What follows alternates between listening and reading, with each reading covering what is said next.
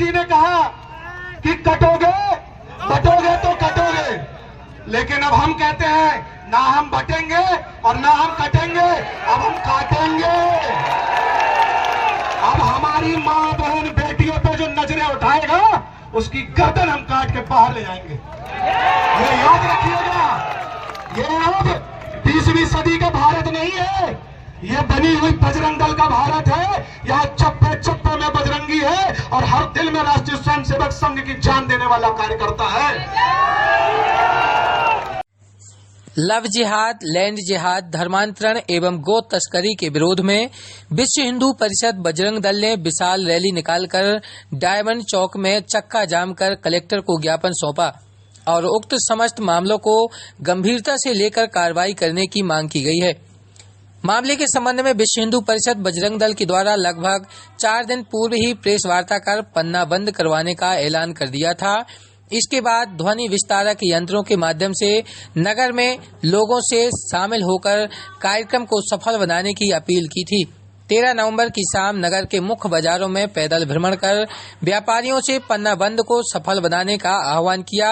14 नवंबर को पूर्व निर्धारित कार्यक्रम अनुसार दिन में लगभग 12 बजे से विश्व हिंदू परिषद बजरंग दल, मातृशक्ति, दुर्गा वाहिनी सहित कई हिंदू वाहिनी संगठनों के कार्यकर्ता एवं व्यापारी बंधुओं सहित आम नागरिक छत्रसाल पार्क के सामने एकत्रित होने लगे थे, जहां से लगभग 1:30 बजे रैली शुरू हुई। इस दौरान पन्ना बंद का व्यापक असर देखा गया।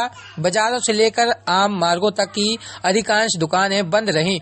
कुछ खुली हुई दुकानें मिलने पर कार्यकर्ताओं के द्वारा उन्हें बंद करवाया गया। छत्रसाल पार्क से प्रारंभ होकर विश्व हिंदू परिषद बजरंग दल की रैली कोतवाली, पन्ना, कालका मंदिर, कटरा बाजार, गणेश मार्केट, बल्लेव मंदिर, गोविंद चौक, बड़ा बाजार, अजयगढ़ चौराहा, महेंद्र भवन चौक, पंचम सिंह चौराहा, गांधी चौक, सुरेंद्र सिंह चौराहा, पुराना पावर हाउस, सिविल लाइन, बादशाह साईं चौक, अस्पताल चौक, बिलाग तिराहा होते हुए डायमंड चौक पर पहुंचकर चक्का जाम किया और कलेक्टर के पहुंचकर ज्ञापन लेने के बाद ही जाम खोलने की बात कही। कुछ ही देर में नेशनल हाईवे 39 डायमंड चौक पर दोनों तरफ लगा लंबा जाम। इसके बाद पन्ना कलेक्टर सुरेश कुमार ने मौके पर पहुंचकर ज्ञापन प्राप्त किया और मामले की जांच करवाकर कार्रवाई करवाने का आश्वासन दिया। पन्ना के आज युवाओं ने ये बता दिया कि जिस ओर जवानी चलती है और उस ओर जमाना चलता है। आज जवानी निकली है तो माननीय कलेक्टर साहब को अपना चैम्बर छोड़ के आना पड़ गया। कलेक्टर साहब आ गए तो हमारे माननीय प्रांत संयोजक जी ने बताया कि क्षेत्र बैठ जाइए, कलेक्टर साहब आएंगे आपके बीच में, बैठ जाइए, आराम से बैठिए। अभी जरा हमने जितनी दूर धूप ली है, कलेक्टर साहब को भी धूप लेने का मौका दीजिए, ठंडी ज्यादा है।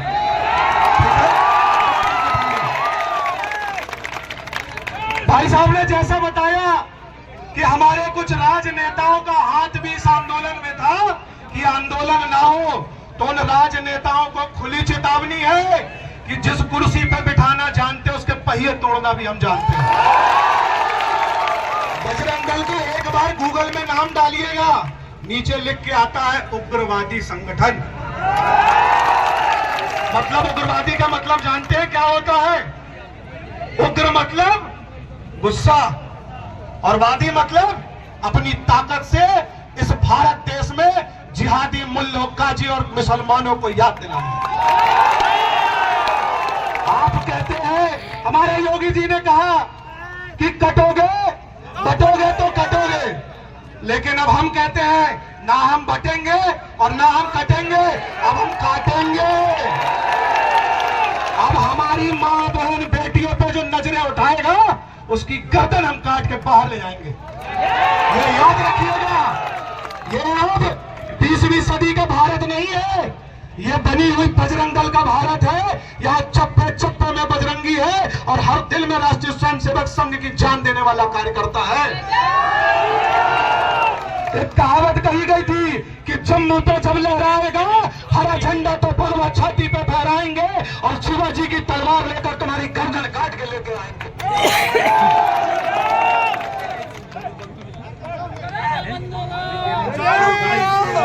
आंदोलन होगा तो इनकी दुकानें फूट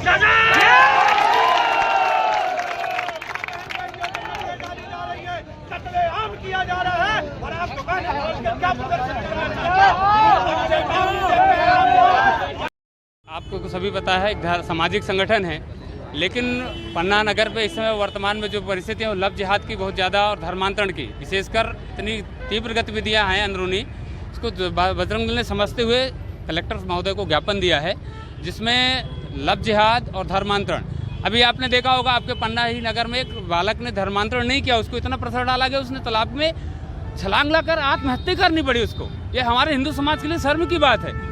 ये समाज के माध्यम से बजरंग दल के पास ये विषय है, वहाँ के समाज के परिवार के लोगों ने कहा कि हमारा कोई सुनता नहीं, कोई हमारा ध्यान देने वाला नहीं, इसलिए बजरंग दल के पास आए। उन्होंने कहा, हमने सरकार से कलेक्टर साहब से कहा कि ऐसे विषयों को रोका जाए और ऐसे जो चिन्हित करके संस्थाएं चल रही हैं, लोग ऐसे काम कर रहे हैं, उन पर कड़ी से कड़ी कार्रवाई का आश्वासन हमने उनको कलेक्टर साहब को समय दिया है। अगर वो नहीं करते तो बजरंग दल अपनी शैली में जवाब देना जानता है। यह भारत ही नहीं पूरा विश्व जानता है कि बजरंग दल का क्या स्वरूप है और क्या कार्य है। आज हाईवे में आपने जाम लगाया है और जिससे लोग बागों की परेशानी हुई है, आवागमन में परेशानी नहीं, हिंदू समाज की सबसे बड़ी परेशानी तो आतंकवाद है, सबसे बड़ी परेशानी लव जिहाद है, सबसे बड़ी परेशानी तो धर्मांतरण है। अगर वो हिंदू समाज नहीं समझ रहा तो हमको निश्चित आगे चलने भारत में जो योगी जी का नारा है वो हमको करना पड़ेगा। कलेक्टर साहब ने क्या आश्वासन दिया? कलेक्टर साहब ने आश्वासन दिया है कि हम 24 घंटे के अंदर इन सभी दोषियों पे कार्रवाई करेंगे। अगर कलेक्टर साहब अपने बातों से मुकरते हैं तो 15 दिन बाद हम फिर बजरंग दल पन्ना की सड़कों पर होगा और इस बार आश्वासन और ज्ञापन के लिए नहीं होगा, अपने कर्तव्य निर्वहन के लिए होगा। ये खुली चेतावनी है। चलाने के लिए आपने क्या बोला है? मेरे विभाग संयोजक ने को विषय वो कल से आए हुए उनको पता है, जबलपुर के विभाग संयोजक समिति उन्होंने कहा है, मुझसे भी कहा था, उन्होंने कहा है निश्चित ही ऐसे दोषियों को बिल्कुल बख्शा नहीं जाना चाहिए किसी भी रूप में, चाहे वो किसी का स्वरूप रख के। अगर वो छल करते हैं, कपट करते हैं तो बुलडोजर ने ऐसे लोगों को जमीन में 10 फीट नीचे गाड़ देना चाहिए। आपका नाम क्या है? मैं यतेंद्र पाठक हूँ, बजरंग दल का प्रांत का संयोजक हूँ, इस नाते मैं यहाँ पर आया था। हमने सामूहिक रूप से आज ज्ञापन प्रस्तुत किया है। प्रमुख रूप से उनका इसमें मांग है कि लव जिहाद की घटनाएं न होने पाएँ, गौ तस्करी न होने पाए, धर्मांतरण का मुद्दा है वो फोर्सफुली यदि कोई आता है प्रकाश में वो न होने पाए। तो इन सब बिंदुओं पे यद्यपि पूर्व से ही कार्रवाइयाँ प्रचलित रहती हैं लगातार, और इंटेंसिवली कोई मामला प्रकाश में ऐसा आता है तो निश्चित रूप से वैधानिक कार्रवाई की जाएगी। सर NH-39 भी इन्हें जाम किया है, जिससे जी हाईवे भी जाम किया है। नहीं, टोकन स्वरूप इकट्ठा हुए थे, जैसे ही उन्होंने कहा कि हम वो लोग कलेक्टर या DM को ज्ञापन देना चाहते हैं, हम लोग आ गए और जाम ऐसे धर्मांतरण के चलते एक बच्चे ने आत्महत्या की है, उसको लेकर इन्होंने कहा कि घर छोड़ना चाहिए उनके। उसकी जांच होगी, जो इन्होंने आक्षेप लगाया है वो उसकी जांच होगी और वैधानिक कार्रवाई की जाएगी।